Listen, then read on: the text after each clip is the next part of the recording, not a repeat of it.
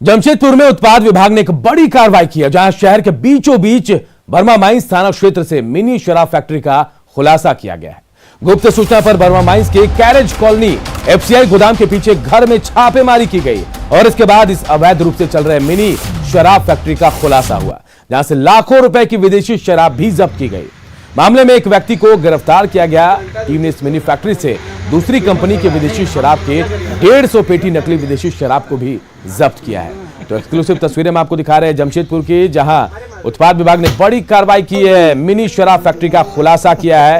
Exclusive तस्वीरें हम आपको दिखा रहे हैं, आप देख सकते हैं। लगभग बताया जा रहा है कि 150 पेटी नकली विदेशी शराब यहां से जब्त की गई है। लाखों रुपए की शराब ये बताई जा रही है।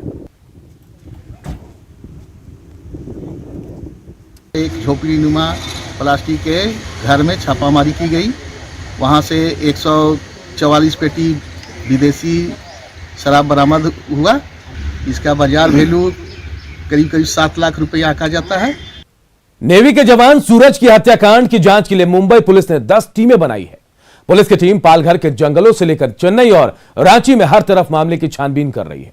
मुंबई के पास पालघर के वैजलपाड़ा के इन पहाड़ियों पर एक नेवी के जवान को जिंदा जलाने की खबर से पूरे इलाके में दहशत का माहौल है। 31 जनवरी 2021 को सूरज के पिता ने चहलपुर थाने में बेटे के लापता होने की रिपोर्ट दर्ज कराई थी और साथ ही आईएनएस अग्रणी के कमांडिंग अफसर को भी इसकी जानकारी दी। इंडियन नेवी पुलिस और झारखंड पुलिस ने जांच शुरू की। जांच में अब जो बात सामने आई है उसके मुताबिक सूरज के पास 3 मोबाइल नंबर थे। 1 फरवरी 2021 की शाम तक सूरज का फोन चालू था। सूरज ने फोन से भोपाल की आस्था और मुंबई की अजल कंपनी को फोन किया और पैसे के लेन देन को लेकर बातचीत की। मुंबई के कोलाबा की एसबीआई शाखा में है सूरज का सैलरी अकाउंट, जिसमें 8,43,000 के पर्सनल लोन की बात भी सामने आई और इसी खाते से शेयर ट्रेडिंग की बात भी सामने आई। मुंबई के एक दूसरे बैंक में भी सूरज का अकाउंट था और सूरज ने नेवी की सहकारी संस्था से 6 लाख रुपए लोन भी लिया था। 15 जनवरी 2021 को सूरज की मंगनी हुई थी। ससुराल वालों ने 9 लाख रुपए सूरज के खाते में जमा कराए थे। 5 जनवरी की सुबह गोलवर थाना क्षेत्र में सूरज की जली हुई हालत में लाश मिली। सूरज इंडियन नेवी में आईएनएस अग्रणी में कोयम्बटूर में तैनात था। 1 जनवरी 2021 से लेकर 1 फरवरी 2021 तक वो छुट्टी पर था।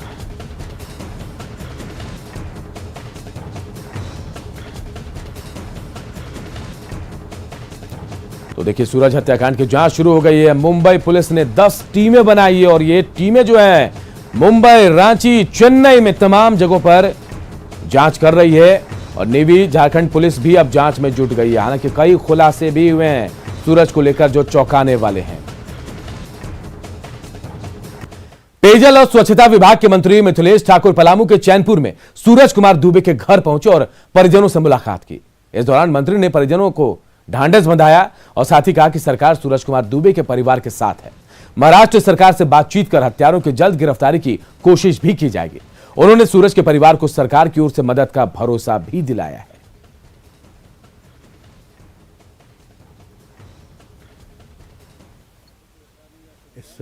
मैं पूरी तरह से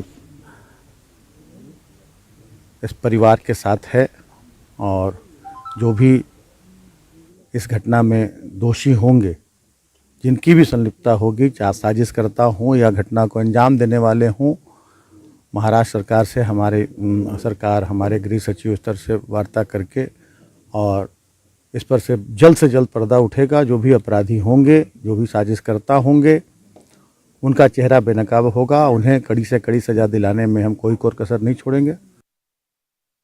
और इधर करीब 40 दिन पहले पाकुड़ के केंदो गांव में एक मासूम आग की चपेट में आकर गंभीर रूप से जल गई थी, लेकिन 40 दिन बीत जाने के बाद भी उसका समुचित इलाज नहीं हो पा रहा है।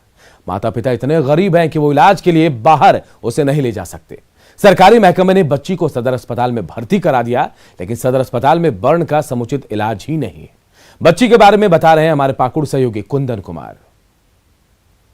पाकुड़ के केंदो गांव में एक 10 वर्षीय बच्ची जल गई है और जलने के बाद वो अपने घर में है। चूंकि माता पिता इतने गरीब हैं कि उनका इलाज नहीं करा पा रहे हैं, घर पे ही बच्ची को नीचे सुला कर रखा है, पुआल पर सुला कर रखा है। चूंकि ठंड का दिन है, इनके पास इतना पैसा नहीं है कि कहीं ले जा सके, कहीं इसका इलाज करा सके या प्रतिदिन इसका ड्रेसिंग हो सके।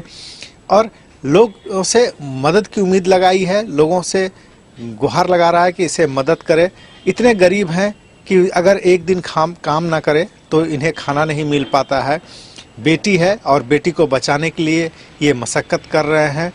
तत्काल जो सरकारी सेवा है, सरकारी सेवा के तहत उसे आयुष्मान कार्ड बनाने की तैयारी चल रही है। सदर अस्पताल में एडमिट करा दिया गया है, लेकिन स्थिति दिनों दिन नाजुक होती जा रही है। चूँकि बच्ची का इलाज ढंग से नहीं चल पा रहा है, उसे बाहर भेजने की तैयारी है, लेकिन उनके पास इतना भी पैसा नहीं है कि वो बाहर जाने की साहस कर सके। आपसे न्यूज़ 18 निवेदन करती है कि इस बच्ची के मदद के लिए आगे आए और एक बेटी को बचाने में मदद करें। कुंदन कुमार, न्यूज़ 18 पाकुड़। रांची के तमाड़ में फुटबॉल प्रतियोगिता का आयोजन किया गया। ये आयोजन पिड़ाईडीह जानुम पीढ़ी में फणिभूषण मानकी की याद में हुआ, लेकिन इस स्मृति आयोजन में न सिर्फ मुर्गों की लड़ाई हुई बल्कि जुआ भी खेला गया, बल्कि नर्तकियों ने यहां जमकर ठुमके भी लगाए। आयोजन में केंद्रीय मंत्री अर्जुन मुंडा भी शामिल हुए और फणिभूषण को श्रद्धांजलि भी दी। लेकिन श्रद्धांजलि कार्यक्रम में नर्तकियों का डांस और जुएबाजी कहां तक जायज है, ये बड़ा सवाल है। इस 37वें खेल प्रतियोगिता के आयोजन में आए हुए खिलाड़ी साथियों, यह समय नहीं है कि मैं बहुत ज्यादा कहूं, क्योंकि फाइनल मैच अभी होना है। पर यहाँ मैं इस अवसर पर तमाम जनता की ओर से, तमाम नागरिकों की ओर से ऐसे हमारे लोकप्रिय मानकी रहे स्वर्गीय फणिभूषण सिंह को श्रद्धांजलि अर्पित करता हूं, सत नमन करता हूं।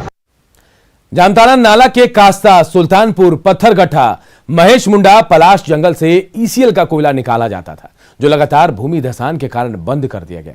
इसका नियंत्रण पश्चिम बंगाल के सक्टोरिया से होता था। ईसीएल के बंद खदान में हमेशा अवैध खनन किसी न किसी रूप में होता रहा है। इन दिनों यहां अब संगठित रूप से अवैध खनन का काम चल रहा है, और जिसकी जानकारी ग्राम पंचायत के मुखिया से लेकर प्रदेश के आला अधिकारियों तक को है। एक और राजस्व की कमी की परेशानी का सामना प्रदेश कर रहा है, तो वहीं दूसरी ओर सरकार के खनिज संपदा को लूटने का काम भी बदस्तूर जारी है। अंतर्गत नाला प्रखंड में अवैध तरीके से कोयला चल रहा है। हम आपका जिला प्रशासन को भी अवगत किया है, आपका झारखंड सरकार को भी ट्विटर के माध्यम से दिए हैं, लेकिन अभी तक कोई कार्रवाई नहीं हुआ है। कम से कम रात को 80 से ज़्यादा कोयला निकल रहा है। 80 गाड़ी। हजारीबाग के बड़कागांव प्रखंड में पिछले एक पखवाड़े से हाथियों का आतंक है। बीती रात भी हाथियों का झुंड बड़कागांव प्रखंड पहुंचा और कई गांवों में उत्पात मचाया। हाथियों का झुंड देखकर लोग दहशत में आ गए और वन विभाग को इसकी सूचना भी दी।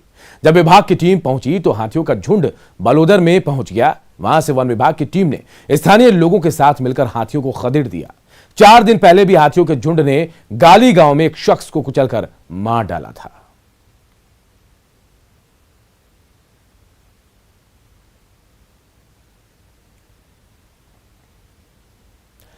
तीर्थ नगरी होने के कारण देवघर में प्रतिदिन हजारों की संख्या में यात्री पहुंचते हैं, लेकिन देवघर बस स्टैंड में सुविधाओं का हाल देखकर आप हैरान रह जाएंगे। यहां यात्री सुविधा के नाम पर कुछ भी नहीं है। लाखों के राजस्व की उगाही के बावजूद बस स्टैंड में ना तो पेयजल की व्यवस्था और ना ही शौचालय की। बस स्टैंड का जायजा लिया हमारे सहयोगी ऋतुराज सिन्हा ने। प्रतिदिन बाबा नगरी में सैकड़ों क्या हजारों यात्री देवनगरी होने का यहाँ पे आते हैं। सबसे बड़ी बात है कि संथाल पंगना हो, चाहे झारखंड हो, चाहे बंगाल या बिहार, बस ही सुगम होता है जिनके माध्यम से यात्री यहाँ पर आते हैं। इस वक्त मैं देवघर का निजी बस स्टैंड में हूँ। आप देख सकते हैं कि यहाँ कुव्यवस्था का बहुत ये आलम है कि जगह जगह गंदगी फैली हुई है। न तो यहाँ पर पानी के शुद्ध पेयजल की व्यवस्था है, न ही शौचालय की सुविधा के नाम पे कोई चीज़ नहीं है। जैसे कि न लेटरिन करने का व्यवस्था है, न पानी का सुविधा है, और ना गंदगी पूरा देखिए कि फैला है। और कोई चीज़ भी जहाँ पे लोग आता है तो मजबूरी से ना नाइट गार्ड है। दिन रात यहाँ बाबा नगरी के अथी में गाड़ी चलती है, तो हर चीज़ सुविधा मिलना चाहिए। नाइट गार्ड होना चाहिए, लेडीज़ फैलना चलना, सिंगल आते हैं लोग पूजा श्रद्धालु के लिए, हर चीज़ होना चाहिए। इसलिए नाइट गार्ड की यहाँ आवश्यकता है। इसके बाद सफाई नहीं है, पानी का नाम का तो कोई चीज़ें नहीं है, यदि यही चापाकल पड़ा हुआ है। ये बस स्टैंड में क्या क्या सुविधा है यात्रियों के लिए? अब चापाकल नहीं है, सबसे मेन बात चापाकल चाहिए यहाँ पर। चापाकल एक चापाकल है तो खराब ही रहता है, और यही पेशाब वाला बाथरूम साफ सुथरा भाई उतना अच्छा नहीं है, दरवाजा नहीं है, लेडीज लोग को दिक्कत होता है। तो कहाँ जाता है सर? यही शौचालय के बाहर में कर देता है, जब लग जाता है पेशाब तो क्या करेगा। जब प्यास लगता है तो प्यास लगता है बाहर जाना पड़ता है, दुकान में पीना पड़ता है, खरीद के पानी पीना पड़ता है। राजस्व के नाम पर तो यहाँ वसूला ही जाता है, विभिन्न माध्यमों से सरकारी राजस्व में इजाफा तो होता है, लेकिन यात्री सुविधा के नाम पर कहें तो प्रशासन द्वारा कोई सुविधा नहीं मुहैया होता है। न तो यहाँ पेयजल की व्यवस्था की गई है, न यात्री सेट की सही ढंग से यहाँ पर व्यवस्था है, और न ही शौचालय की। सबसे बड़ी बात है कि शौचालय या पेयजल पानी पीने के लिए लोग पैसे देकर या तो पानी पीना पड़ता है या तो शौचालय यूज करना पड़ता है। कुव्यवस्था का शिकार है ये निजी बस स्टैंड, जबकि प्रत्येक महीना लाखों का राजस्व इसी से देता है, लेकिन यात्री सुविधा के नाम पर जीरो है। Rituraj Sinha, News 18, Deoghar. Hazaribagh bus stand के भी हालात कुछ अलग नहीं है। यहां लाखों के खर्च के बावजूद अब तक कोई सुविधा नहीं मिल पाई है। बस स्टैंड के बाहर गंदगी का अंबार लगा है। हालात का जायजा लिया हमारे सहयोगी राकेश कुमार ने। हजार बागों का शहर हजारीबाग अपने प्राकृतिक सुंदरता के लिए जरूर विख्यात है, लेकिन कई ऐसे छोटी चीज़ें हैं यहाँ पे हजारीबाग में जो यहाँ की छवि को बिगाड़ता है। और ऐसा ही कुछ मामला आज हजारीबाग के बस स्टैंड में देखने को मिल रहा है, जहाँ की देख सकते हैं ये बस स्टैंड के बाहर का परिसर है और यहाँ पे देखिए गंदगी का अंबार है। ये सरकारी बस स्टैंड है और यहाँ पे पीने का पानी का मुकम्मल व्यवस्था नहीं है। इसके साथ जो शौचालय है वो यहाँ पे गंदगी है। हालांकि ये बस स्टैंड के ठीक बाहर का नज़ारा आपको हम दिखा रहे हैं। आइए यहाँ के कुछ लोग हैं, हम उनसे सीधे जानते हैं और उनसे बात करते हैं कि क्या कुछ है यहाँ व्यवस्था। आप देख सकते हैं कि इतनी भारी संख्या में यहाँ पर कचरा का जमा होकर रखा है और आए दिन मतलब कि यहाँ पर जो यूरिनल जो बनाया गया है नगर निगम के द्वारा, वहाँ पर भी पानी का मतलब कि अभाव है। पानी के कारण मतलब कि लोग वहाँ पर शौच के लिए नहीं जा पाते हैं। ऐसी बहुत सारी समस्या है यहाँ पर बस स्टैंड के अंदर में, बदबू से पूरा भरा हुआ रहता है, जिसको मतलब कि यहाँ पर आम जनता का खड़ा होना भी एक दुश्वार सा महसूस होता है। बस स्टैंड तो लाखों रुपया हमेशा हर साल खर्च होता है, लेकिन कोई काम का नहीं रहता है। कुछ दिन साफ सफाइयत रहता है, फिर गंदगी हो जाता है। और यहाँ पीने का व्यवस्था नहीं, बैठने का सही व्यवस्था नहीं, साफ सफाइयत नहीं है। लाखों रुपया खर्च होता है, लेकिन कोई ध्यान इस पर नहीं देता है। आप देख सकते हैं कितना गंदगी है यहाँ पे। न पानी की व्यवस्था है, बाथरूम तो बना है सरकार के माध्यम से, लेकिन उसमें पानी नहीं है, गंदगी इतना है उसका कोई हिसाब नहीं। हजारीबाग में 3 बस स्टैंड है। ये सरकारी बस स्टैंड है, इसके बगल में ठीक प्राइवेट बस स्टैंड है और टैक्सी स्टैंड है, लेकिन तीनों की कमोबेश स्थिति इसी तरह की है। जरूरत है प्रशासन को इस पर मुकम्मल व्यवस्था करने की और ऐसी जगह को स्वच्छ और सुंदर बनाने का। राकेश कुमार, न्यूज 18, हजारीबाग। पलामू का मेदिनीनगर बस स्टैंड भी बदतर हालत में। बस स्टैंड में चारों तरफ गंदगी का अंबार है। इससे यात्रियों को काफी परेशानियों का सामना करना पड़ता है। स्टैंड में बस स्टैंड में पेयजल और शौचालय की सुविधा नहीं है। बस स्टैंड का जायजा लिया हमारे सहयोगी नीलकमल ने। तो देखिए तस्वीरें हम आपको दिखा रहे हैं बदहाल बस स्टैंड के, जहां गंदगी का अंबार लगा है। सुरक्षा की कोई व्यवस्था यहां नहीं है और लगातार सब तरफ बस स्टैंड के नाम पर, सुविधाओं के नाम पर महज खाना पूर्ति की जाती है। और तस्वीरों को देखकर आप खुद समझ सकते हैं कि कैसे गंदगी का यहां अंबार लगा है। और एक जीनियस की पहचान छोटी उम्र से ही हो जाती है और वो अपना कमाल छोटी उम्र से ही दिखाना शुरू भी कर देते हैं। नेटवर्क 18 की इस खास पहल में ऐसे ही कुछ जीनियस से आपको हम रूबरू कराएंगे। बायजूस यंग जीनियस में पिछले हफ्ते आप मिले ओडिसी डांस की वंडर किड श्रीनिका से। इनका उत्साह बढ़ाया राजकुमार राव ने। आइए देखते हैं उसी की एक झलक।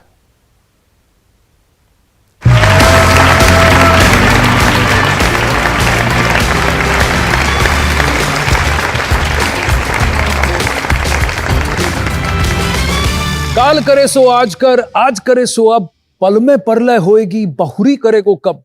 कबीर दास जी के इस दोहे को 100% सच साबित करते हैं हमारे यंग जीनियसेस। वो आने वाले कल का इंतजार ही नहीं करते।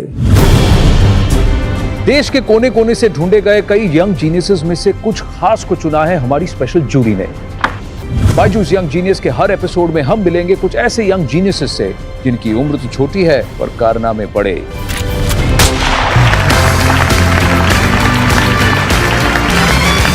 ओडिशा प्रतिभा अवार्ड से ये सम्मानित हैं the wonder kid of Odissi 10 साल की श्रीनिका पुरोहित from Bengaluru.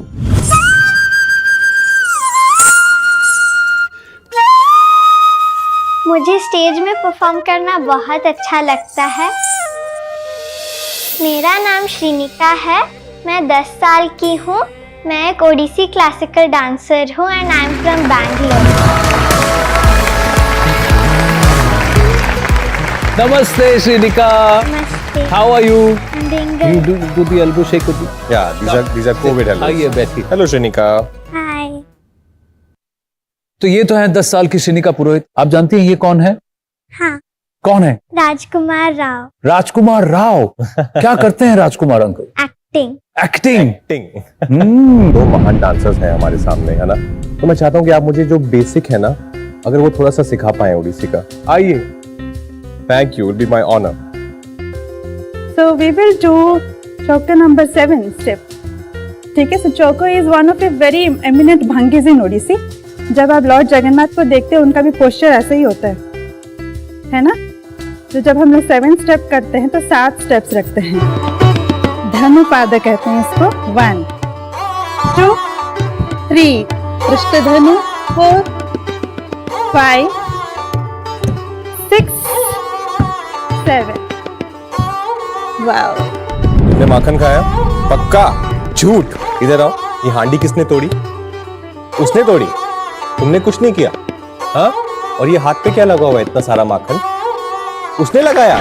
Shrinika only 10 years old। आपने जब आप 3 साल की थी आपको ऑलरेडी लोगों ने बोल दिया था ये वंडर किड है ओडिसी डांस की।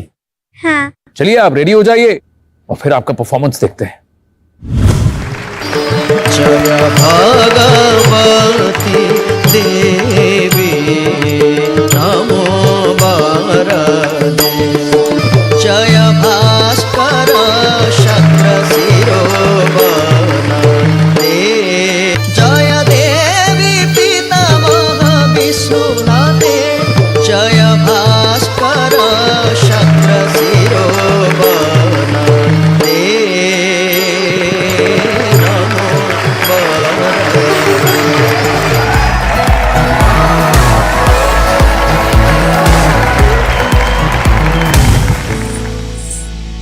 कितना एफर्टलेसली करती हैं आप, इसलिए आपके लिए भी कुछ स्पेशल है, द बायजूस ट्रॉफी। बहुत मजा आया आपसे बात करके।